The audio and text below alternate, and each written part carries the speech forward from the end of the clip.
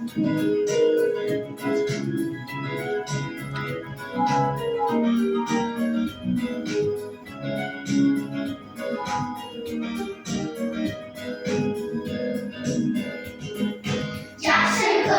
bu nefretin Güncelden kuyruğunu Yerim kırgın bahçamda Döndü destur